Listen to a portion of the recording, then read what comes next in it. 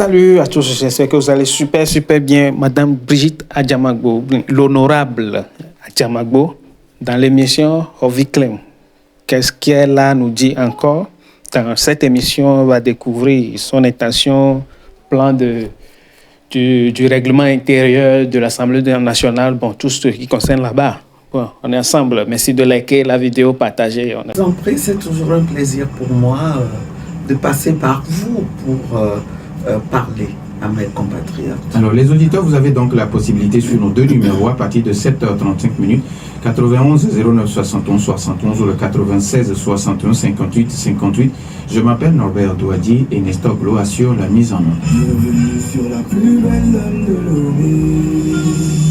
Une fois encore, merci pour votre fidélité d'écoute. Madame, avant d'entrer dans le vif du sujet qui nous réunit, le fait que vous ayez voté contre le règlement intérieur de l'Assemblée nationale, d'abord, dans quelle ambiance le travail se fait à l'Assemblée?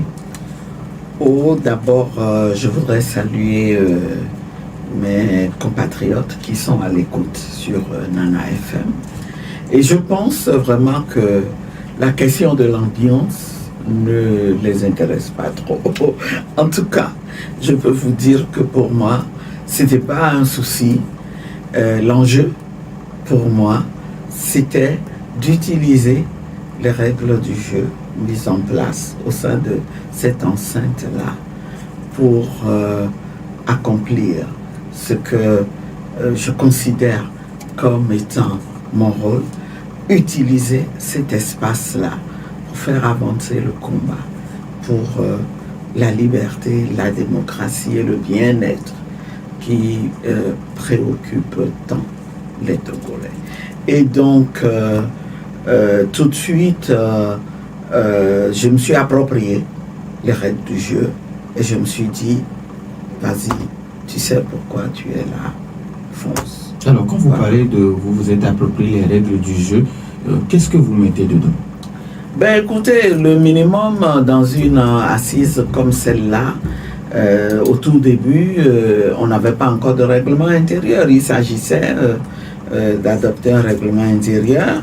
Donc, comme on ne pouvait pas travailler sur un texte à 113 élus, la suggestion a été faite par le doyen d'âge qui a présidé les travaux de mettre en place un groupe, une commission qui va faire le travail et proposer un projet de règlement intérieur que la plénière pourra adopter.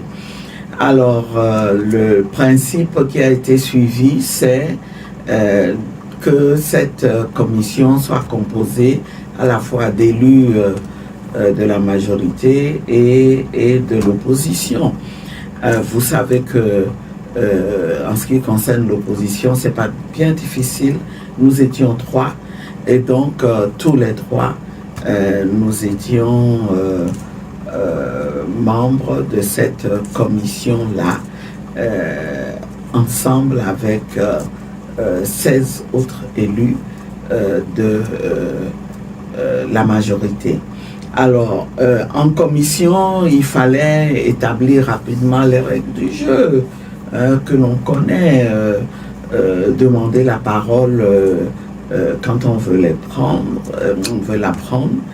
Et bon, voilà, chacun a le droit à la parole. Alors, je ne me suis pas privé de saisir cette opportunité pour commencer à dire la toute première fois que à mon avis, selon la vision de la DMP et selon les attentes des Togolais, nous n'avons pas été élus pour appliquer une constitution qui est contestée. Alors, on va venir à cette constitution. Vous étiez 5 opposants. Aujourd'hui, vous êtes que 3. Pourquoi vous avez décidé de siéger coûte que coûte? Eh bien, je l'ai dit tantôt très rapidement. À la DMP, nous avons fait nos analyses et nous nous sommes posé la question de savoir, comme toutes les autres formations politiques, qu'est-ce que nous faisons? Alors, la première réponse qui nous est venue, c'est que d'abord, ce siège-là, nous le devons aux Togolais, aux électeurs qui ont voté pour nous. Nous sommes convaincus qu'ils avaient élu, ils avaient voté pour bien plus de candidats de la DMP, mais les circonstances dans lesquelles ces élections se sont déroulées, vous le savez, et donc on nous a attribué un siège. Nous nous sommes dit par respect pour ces électeurs, il faut siéger.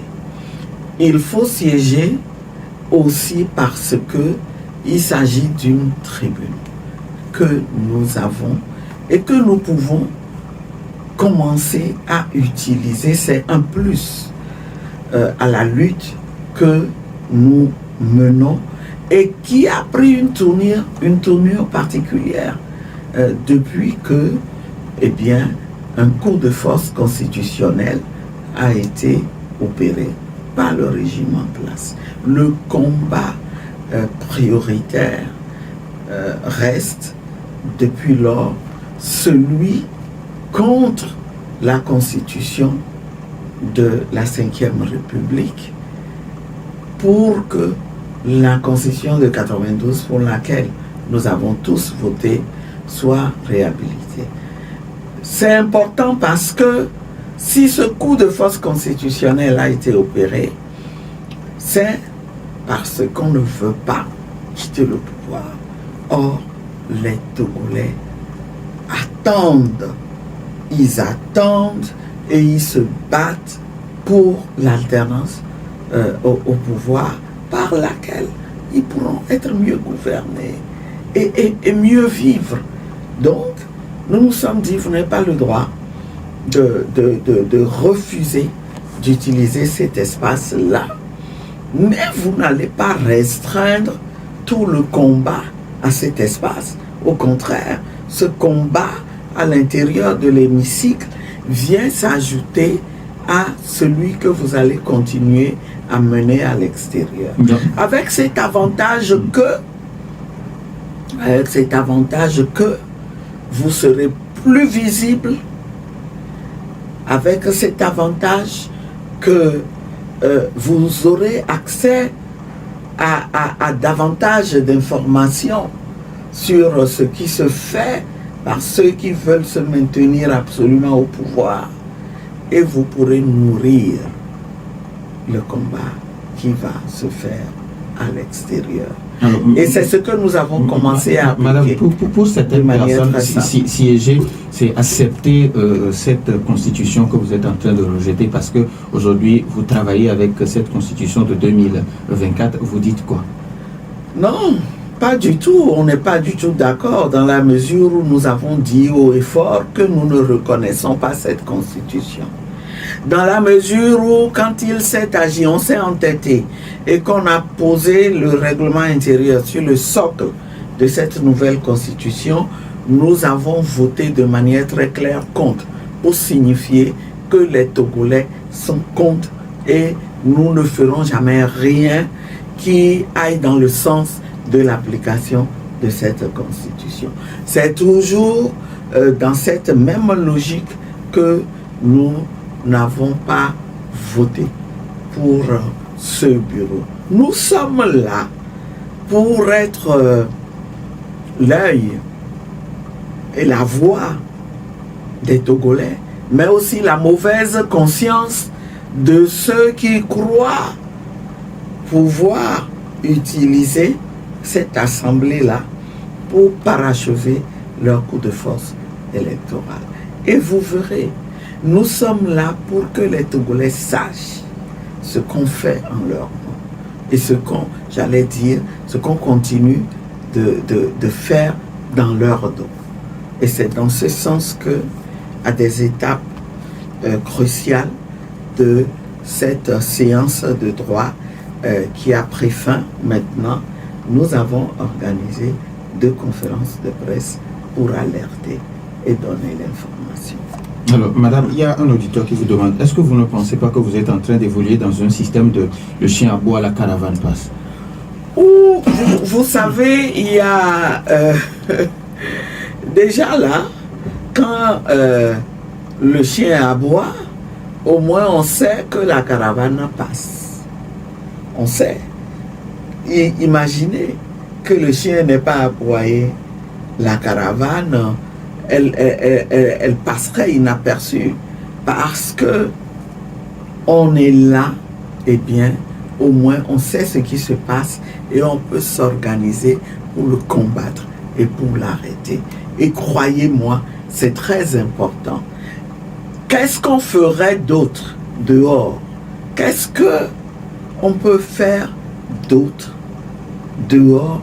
Et qu'est-ce que siéger empêche de faire dehors? C'est la question que je pose aussi. Alors, vous vous êtes dit entre-temps au début que vous allez vous concerter, c'est-à-dire les 5 opposants ou bien les 4 partis politiques qui ont été élus.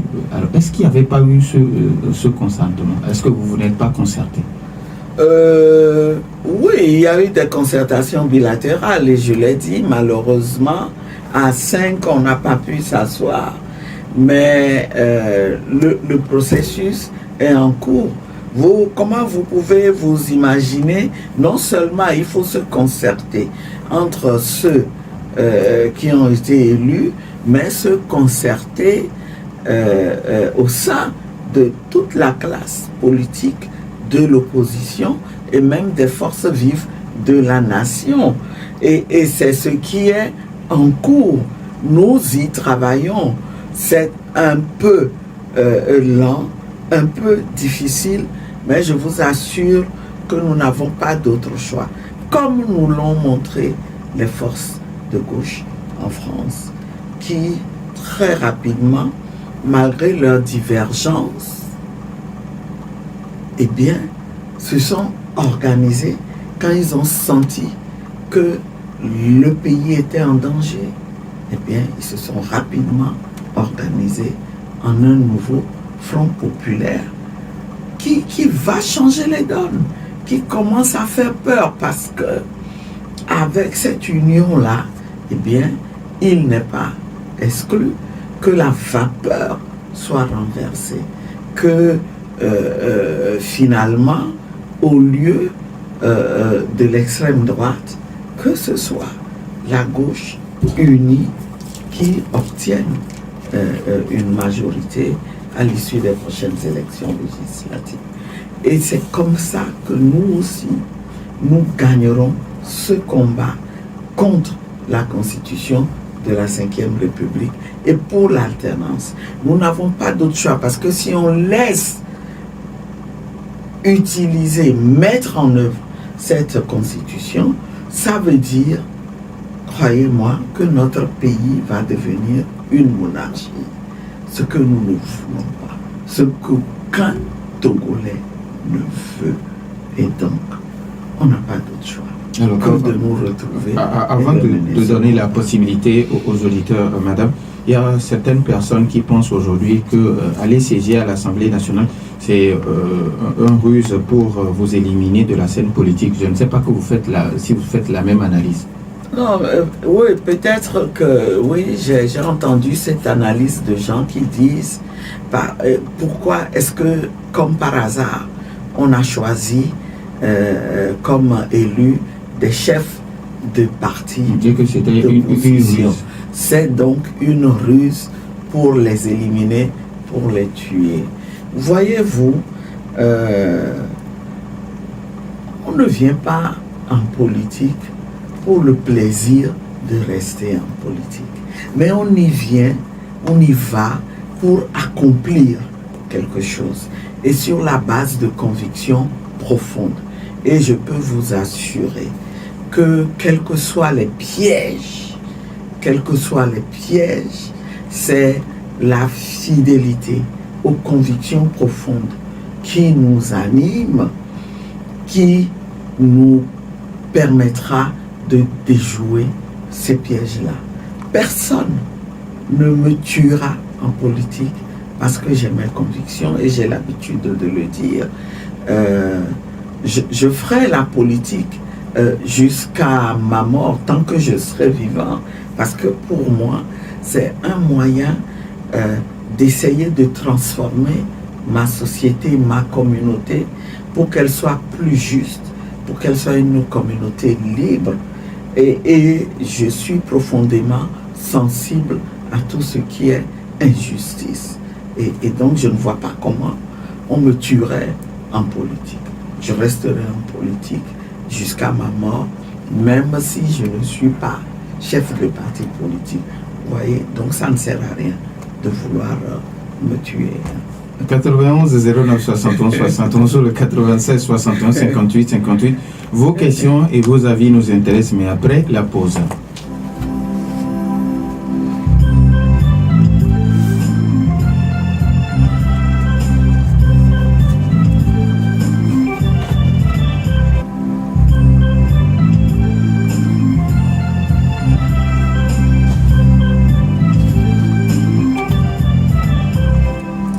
Retour dans les studios de Nana FM 91 09 71 71 ou le 96 61 58 58. Nous avons un premier auditeur en ligne. Nana FM, allô?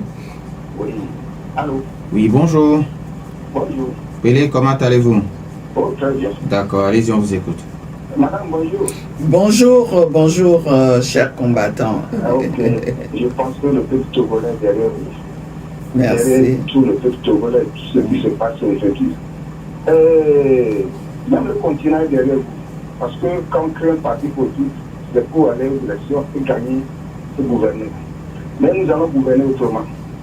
Et pour question de République 4e, 5e, 10e, là, je pense que d'après le sondage, le peuple togolais ne se retrouve même pas, le peuple togolais se navigue dans la 2e République, après l'assassinat de Téléban Solution. Donc, on ne sait même pas si depuis l'assassinat de Téléban Solution, si on est dans le 2e, 3e, 4e ou pas. C'est dans la 4e République que le peuple s'est retrouvé après la conférence nationale. Et cette 4e République a été touchée, blessée depuis le 3 décembre 91. Donc, depuis le 3 décembre 91, et après la conférence nationale, le peuple ne se retrouve pas, ne sait pas ce qu'on appelle la République. Prenons les élections du 22 février 2020 au lendemain. Je pense que l'opposition s'est retrouvée sur 3 chemins.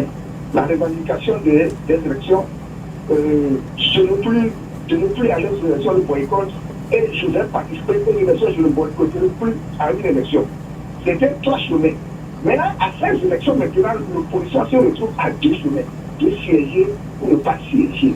Je pense que c'est là où se trouve le problème.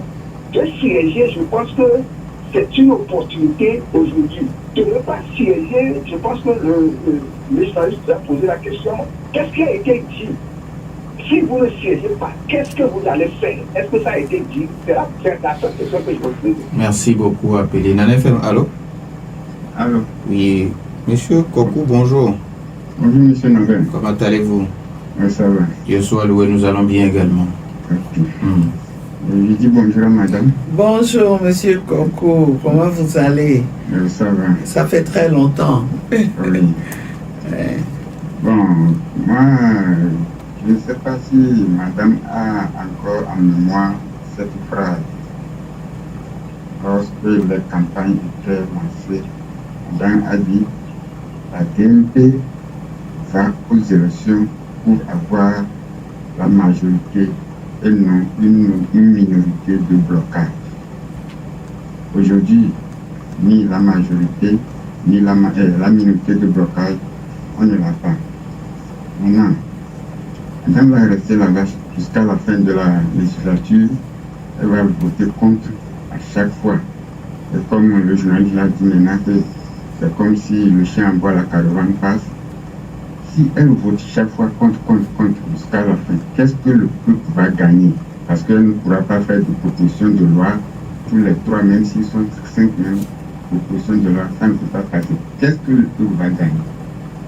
Merci beaucoup. Merci à vous aussi, monsieur Kokou. Nana FM, allô? Bonjour. Oui, bonjour. Bonjour, monsieur Sanvi. Allô? Oui, bonjour, monsieur Sanvi. C'est pas monsieur Sanvi, c'est plutôt Norbert. Monsieur Norbert, monsieur Norbert. D'accord. Monsieur Norbert. Oui, c'est Comment monsieur. vous allez? Ça va, c'est Razak? Non, c'est moi maintenant. Ok, d'accord. Monsieur Maïna, depuis Adidogo, mais allez-y, on vous écoute. Et je salue. Bonjour, chers compatriotes. Moi, juste pour vous encourager, pour vous dire que vous savez, au Togo, la population, c'est ce qui se passe. La population n'est pas dure. Pour moi, c'est la population d'aujourd'hui, là. Nous ne sommes plus dupes. C'est avant qu'on faisait les choses dans l'opacité totale, on ne comprenait rien. Maintenant, là, l'avènement de WhatsApp, les réseaux sociaux, là, on voit tout. Juste maintenant, pour vous dire que vous qui êtes à l'Assemblée, la population est derrière vous. Ceux qui ne l'ont pas, ne sont pas sérieux aussi. La population est derrière vous, nous savons ce qui se passe dans ce pays. Être opposition, ce n'est pas facile. Donc on vous encourage. Ne soyez pas quand on est derrière vous, quelque chose qui va se passer.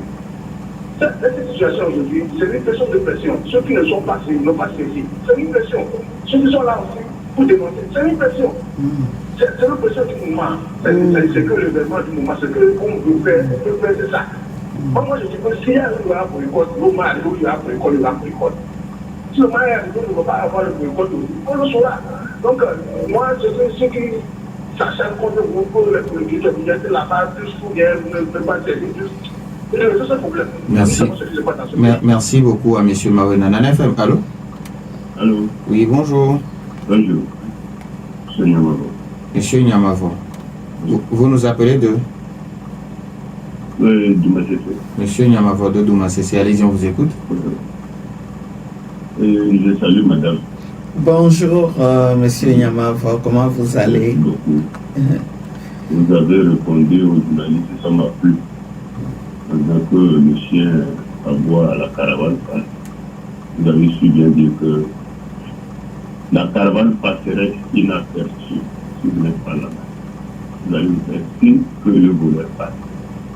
Et le peuple serait aux aguets pour un jour leur arracher ce pays. Merci à vous, monsieur Nyamavo. 91 09 71 71. Nana FM, allô? Allô? Oui, Papa Sibiti, bonjour. Le cosmopolite Samuel vous a vu. Vous n'avez pas su que c'est moi. Bonjour, madame la présidente. Bonjour, mon cher papa. Vous bénissez, qu'il bénisse mon père, votre père, le père Adjamabo. Vous savez, madame la présidente Adjamabo est une grande juriste. Elle sait pourquoi elle est là-bas. Elle doit aller. Les autres, le président Jean-Pierre Fabre, à Bourbon, s'ils ne vont pas, c'est un conseil de grand frère que je leur donne. Tout le peuple togolais ne les verra pas rien. Vous savez, vous n'êtes pas là. On m'a dit ça. Dès que vous êtes là, madame Adjamabo, soit est une panthère ou bien une lionne. Le groupe, quand il veut faire quelque chose, il dit, hey, attention, maintenant il y a un protocole. Vous l'avez dit, non? Elle est de ça, c'est sa fonction. Bien d'état. Il dit, un Togolais, l'opposition est Togolais, ils doivent embrasser. Trouver une solution pour l'amélioration des conditions vitales des Togolais. Donc, je dis, si une seule voix, même si madame la présidente Adjamabo est personne dans les districts, le livre est obligé de prendre en compte tout ce qu'elle dira. À force de force, ils sont 3%. Merci à vous aussi, Papa Sibiti. On va comprendre deux auditeurs. Dans l'FM, allô? Allô? Michel, comment allez-vous? Oui, je vais bien, monsieur Nabil. Allez-y. Bonjour, madame. Bonjour, monsieur Michel. Je crois que ceux qui sont allés à l'Assemblée nationale n'ont pas tort. Ceux qui sont restés aussi dehors n'ont pas tort. Et ceux qui sont à l'Assemblée nationale, d'ailleurs même, nous apporterons les vraies informations sans distorsion. Parce que les gens vont nous donner l'impression qu'ils fonctionnent normalement, alors qu'on n'aura pas les défis des actes posés, des lois ou bien des discussions sur l'état de notre pays. C'est peut-être eux, madame, et l'autre, qui pourront nous donner les vraies facettes que nous aurons au niveau de cette assemblée-là. Mais parler en quelque sorte de dire, par exemple, que les Togolais eux-mêmes nous apporteront les vraies informations sans distorsion. Parce que les gens vont nous donner l'impression qu'ils fonctionnent normalement, alors qu'on n'aura pas les dessous des actes posés, des lois ou bien des discussions sur l'état de notre pays. C'est peut-être eux, madame, et l'autre, qui pourront nous donner les vraies facettes que nous aurons au niveau de cette assemblée-là. Mais parler en quelque sorte de dire, par exemple, que les Togolais vont blâmer ceux qui sont allés à l'Assemblée nationale, je me dis, ça je ne sais pas, c'est une grosse ignorance parce que tous les Togolais, sans exception aucune, de tous les bords, savent quel est le problème dans le pays maintenant. Nous savons tous et nous savons même quelle est la solution, mais on ne veut pas le dire. Merci et bonne journée. Merci et bonne journée à vous aussi, Michel. 91 09 71 71 ou le 96 61 58 58.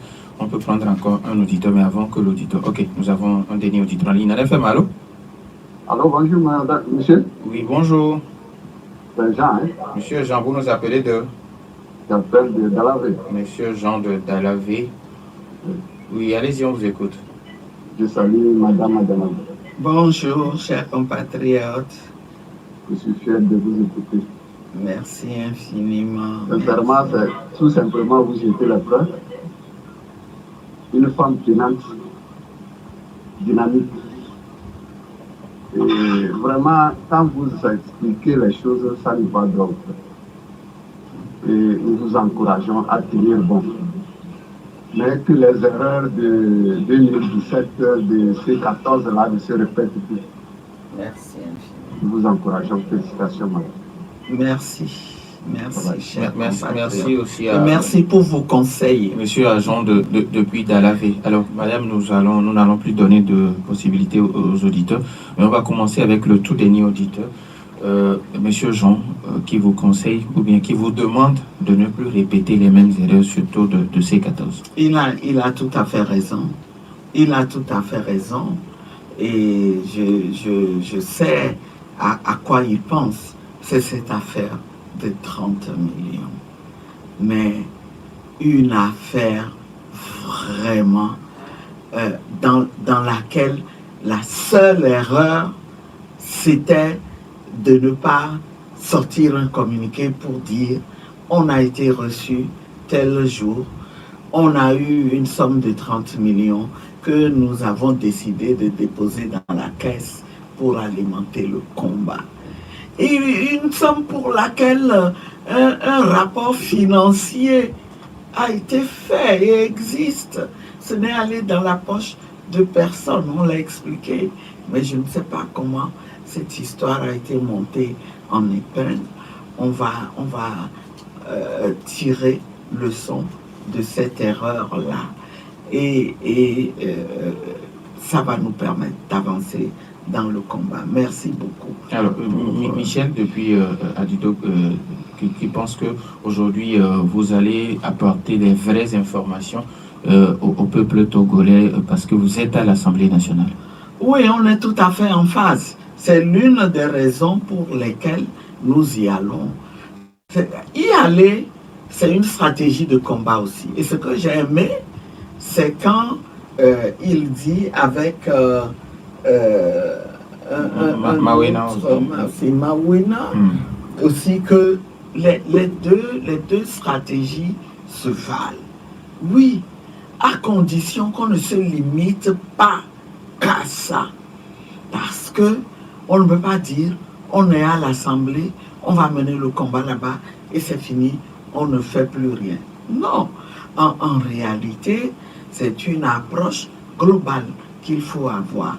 Une approche, des approches qui se complètent et qui font que finalement, comme un seul groupe, eh bien, nous arriverons à réaliser les objectifs que nous voulons. Je suis tout à fait dans cette vision-là, même si à la DMP, nous avions espéré que les 5 y seraient et que on ferait déjà la démonstration de cette union-là. À l'interne, on prendrait les positions d'une seule voix, comme une seule personne, et on en imposerait. Moi, je le dis, ce qui a été fait, il n'y a vraiment pas de quoi en être fier. Ce que UNIR a fait, non, quand même, il n'y a vraiment pas de quoi en être fier. Et donc, c'est plutôt nous qui devons, avec fierté, courage et détermination, reprendre cette lutte-là, aller la mener à l'Assemblée pour leur faire comprendre que les 5 que nous sommes, nous valons plus que les 108. Nous pesons plus que les 108 parce que c'est nous qui représentons vraiment les aspirations des Togolais au changement, à vivre véritablement en démocratie et gouverner autrement. Alors, et je voudrais enchaîner, si vous me le permettez, en répondant à mon compatriote Kokou, pour lui dire que oui, on avait un objectif en allant aux élections, mais ce n'est pas parce que nous n'avons pas atteint que nous allons arrêter le combat. Non, ça ne se fait jamais en politique. Vous tombez, vous êtes sur un champ de bataille, vous tombez, vous vous levez aussitôt pour poursuivre le combat parce que lui n'est pas terminé. Vous pouvez avoir perdu une bataille. Et il dit, qu'est-ce que vous allez faire? Qu'est-ce que ça va apporter? Allez voter tout le temps contre. Mais aller voter contre, c'est dire à l'adversaire, lui dire, face à face, que ce qu'il est en train de faire, les Togolais n'en veulent pas. Et je dis, ce n'est pas seulement à ça qu'on va s'en tenir. Et à part voter contre les dispositions qui vont dans le sens de l'application de la Constitution de 2024, eh bien, nous avons la possibilité de contribuer à ce que cette Assemblée agisse et adopte des lois qui répondent aux besoins des Togolais.